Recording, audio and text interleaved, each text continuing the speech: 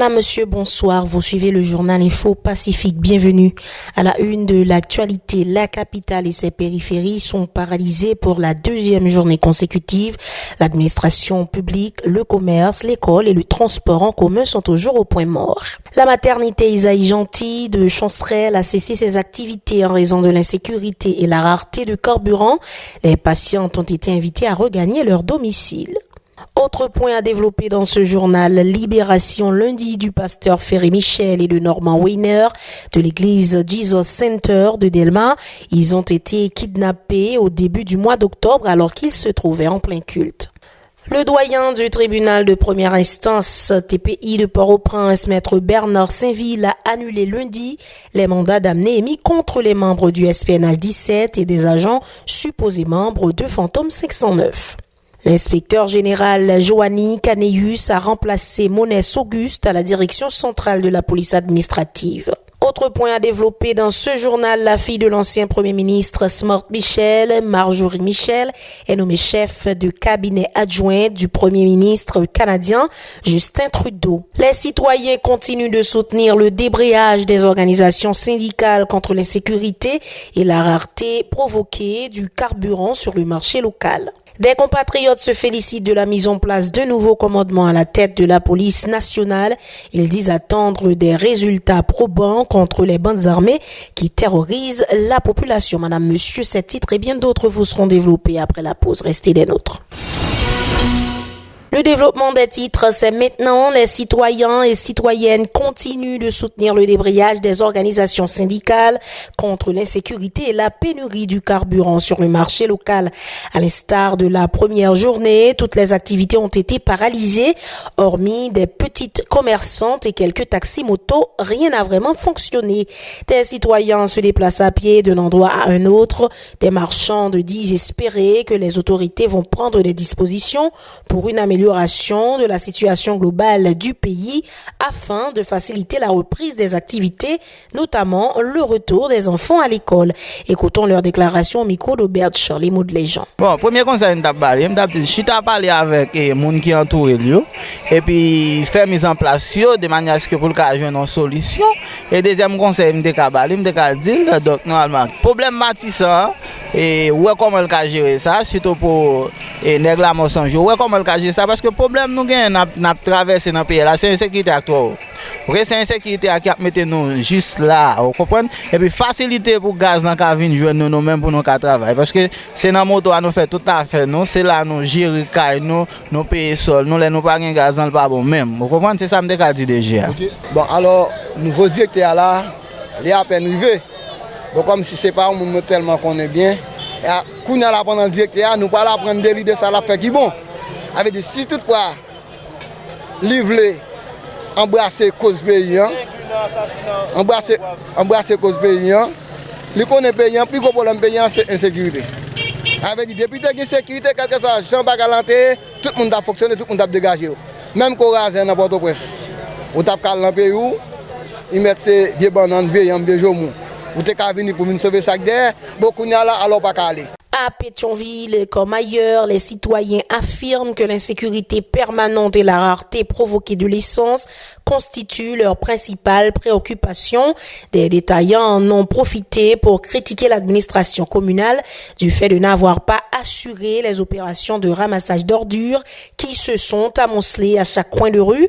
Des petites commerçantes ont également dénoncé des agents de la mairie qui leur réclament le paiement des taxes en dépit de la situation inextricable dans laquelle elles se trouvent. Leurs propos toujours au micro d'Aubert Charlie Maud les gens. Bon, finalement, et les gars de moi, Léon Charles démissionné, son moment qui nous t'attendent, mais nous pas passer le tap fait comme ça là. Vous comprenez? Donc, mais normalement, seulement nous besoin, donc nouveau DG là, qu'on a mis toute bagarre en place, de manière à ce que les gars aient une solution pour l'insécurité qui va le terrain dans le pays. C'est ça nous attendons. Depuis l'année que nous avons village de Dia, Léon Charles va bien placé dans la police parce que quand chef a qu'on est dehors. Lors de la démission, Léon Charles, mon Charles était supposé démissionner déjà. Mais l'essentiel, moi, ouais, c'est retirer Fatra, mettre Fatra. Vous comprenez? Parce que l'homme on est dans le Franck, l'homme prend Franck LB. Monsieur son nèg, il passe quoi des boucs, elle fait des autres. Si vous regardez trois nègres qui t'a protesté bloc 2004 dans Gangouave, dans la zone là, yo te couru vin ma on Delma, monsieur vin la ranger avec nèg qui te commandant Delma, qui te chef Delma, commissaire Delma, comme ça pas changer. Li prend nèg ça yo. Jusqu'à présent a chercher yo, jusqu'à présent famille nèg ça pas jamais côté. Autre point dans ce journal, des changements continuent d'être opérés au sein de la PNH. L'inspecteur général Joanny Caneus a remplacé Monès Auguste à la direction centrale de la police administrative des CPA.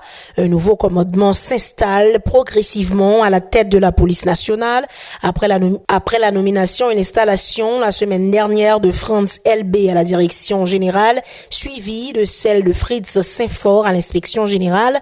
C'est au tour de Joanny Caneus de remplacer Monès Auguste à la direction centrale de la police administrative. La PNH qui essaie de faire peau neuve à une période extrêmement critique depuis sa création. Les bandes font la loi dans la cité, terrorisent la population à longueur de journée en multipliant notamment les enlèvements spectaculaires. Les caïds tuent, pillent, volent et violent à volonté. Ils enlèvent les gens même lorsqu'ils sont cloîtrés chez eux.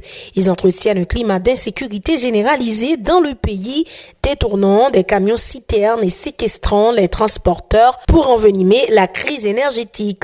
À Cité Soleil, les malfrats ont sommé l'État haïtien en vue de leur fournir des montants exorbitants pour laisser passer les camions chargés d'approvisionner les stations-service. La République est aux mains des bandits armés alors que les gens sont soumis aux grèves répétitives. Des organisations syndicales croient que divisées afin de contraindre le pouvoir en place d'adopter des mesures efficaces et efficientes pour mettre les malfrats hors d'état de nuire. Nous poursuivons avec les informations des compatriotes. Saluent l'arrivée d'un nouveau commandement à la tête de la police nationale. À leur avis, Léon Charles a passé trop de temps à la direction de l'institution policière. Ce dernier devrait être limogé depuis l'échec de l'opération de Village de Dieu, ont indiqué ces gens. Ils appellent le nouveau directeur général AI, Franz LB, à s'activer en vue du rétablissement d'un climat sécuritaire dans le pays. Ils se sont exprimés toujours au micro d'Aubert Charles, les mots de les gens. Même dans la rue, ou là, mando pour qu'ils soient venus dans la rue, ils font grève. Moi, j'étais là 2 minutes. Pour rentrer là, moi, il faut me $30 pour me payer une moto pour mettre rentrer là, et je viens dans la rue, je vais me petite moi à l'école pour me dégager tout le monde qui mon vient dans la rue pour défendre 50 gouttes ou pas qu'à défendre la rue a pas bon moi soit faire soit pas fort pas connaître comment nous Pétionville quoi beau salut te conduit sous besoin bon côté te venu on bon côté te venu Pétionville qu'on y a Pétionville quoi beau salut même Gembo Albert la sous pour Pétionville pas connaître ça tourner bon Albert a faire rapide saleté moun pas une côté chita vert monter l'empire moun pile saleté toilette a pété ben moun ka passer né ou chita non la rue regardez fatra devant non même que me pousser chaque jour me pousser fatra pas la mairie pas l'état pas grand et chaque samedi on va aller comme il venir ramasser l'emmène nous là pour yo dit après ramasser fatra yo pas faire regardez chaque côté on passe là on va aller fatra. Par ailleurs, ces personnes appellent à la collaboration de toutes les instances concernées pour faciliter la tâche au nouveau commandement de la PNH dans la chasse aux bandits qui sèment la terreur dans les familles haïtiennes. Ces citoyens soulignent que la paix et la sécurité sont nécessaires au démarrage socio-économique du pays. Écoutons. Pas gain la vente même pas gain moun et pas gain moun même qui pour acheter. Bon, là il y a boy bon fatra ka ben figi m'ba gon même d'après. Là yo retfoué pas gain vendre et c'est parce que pas gain vendre. Pas gain machine moun yo pas jeune machine pour monter pour venir faire nous vendre.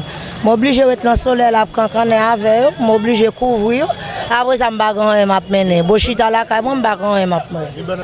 Ah bon, m'ba connait un des autorités ti bon moi m'a parler m'ba connait un de ça yo. Moi même si m'ta gon baga m'ta voye ba yo comme ça yo gen yo même. Et pays a y a crasé c'est méchanceté yo même yo pas connaît. C'est au moment que tu fais yo gen un parent yo gon famille de mais pour aider yo l'argent m'a défendre pour me payer l'école pour me passer mes dossier santé. La maternité Isaïe Gentil de Chancerelle a cessé ses activités en raison de l'insécurité et la rareté de carburant, a confirmé Paul Jimmy, l'un des employés, lors d'un état des lieux effectué par une équipe de reportage du Radio-Télé Pacifique. Tous les lits du centre hospitalier étaient vides, le personnel et les malades étaient renvoyés renvoyés chez eux. Paul Ordimi en a profité pour réclamer du ministère de l'économie et des finances le paiement de plusieurs mois d'arriérés de salaire. Ces propos ont été recueillis par Yves Nercy, la Fanor et Joseph-Philippe François. Pas un gaz, pas un DH, pas un courant, pas un bail ça. Non, malade qui était là, vous voyez aller, même emploi l'État tout pas qu'à toucher, nous là, imaginons là, nous gon mois là, nous pas toucher, mais moi doublé sous nous là encore, mais mon 50%, yo dit ban nous pour l'école, yo ka ban nous. Pour ministre santé ka dégager, nous ba nous même nous gen l'école pour nous avons responsabilité, nous avons caille pour nous payer, nous avons tout bagaille. Il faut l'hôpital là ouvrir et normalement, imaginons, même si l'autre moun qui dit l'hôpital là cap vendre, si bail glacé, si bail ça, c'est des fonctionnaires de l'hôpital là vivent. Si l'hôpital là campé, pas de gaz, pas de tout bagaille, et moun ça qui ont responsabilité, qui ont un paquet de bagaille là, qui ça nous voye pour y le faire. Le ministre lui-même ou bien que chef l'État dans le pays même yo prend responsabilité et pour yo faire mouvement pour gaz là et puis payer employé l'État normal et puis pays a fonctionné normal. Les bandits ont libéré le 25 octobre le bishop Jean-Marie Ferré Michel et Normand Weiner enlevés au début du mois d'octobre en plein culte à l'église Jesus Center de Delma. Il s'agissait d'un triple kidnapping, mais l'autre victime a été libérée plus tôt. Selon certaines informations, un règlement de compte serait à l'origine du kidnapping du pasteur Ferré Michel. Le doyen du tribunal de première instance TPI de Port-au-Prince, maître Bernard Saint-Ville, a annulé lundi les mandats d'amener qui avaient été décernés par le chef du parquet, maître Bedford Claude, contre des membres du syndicat de la police nationale SPNH 17 et des agents présumés membres du groupe Fantôme 509. L'ordonnance concerne Jean-Hilder Lundi, Jean-Pascal Alexandre, Ikens Lamar, Rodzel Saint-Hilaire, Antoine Dario, Carlos Saint-Torres et Gédéon Montbrun suite à une action en habeas corpus exercée par leur avocat. Selon Maître Saint-Ville, il n'y a pas eu de flagrant délit et aucun dossier des intéressés ne se trouve au cabinet d'instruction. La fille de l'ancien premier ministre Smock Michel, Marjorie Michel, est nommée chef de cabinet adjointe du premier ministre canadien Justin Trudeau. Auparavant, elle occupait le poste de chef de cabinet du président du Conseil du Trésor au Canada. Voilà, madame, monsieur, sur ce, nous mettons fin à ce journal. Merci de l'avoir suivi. Restez des nôtres pour la suite de la programmation.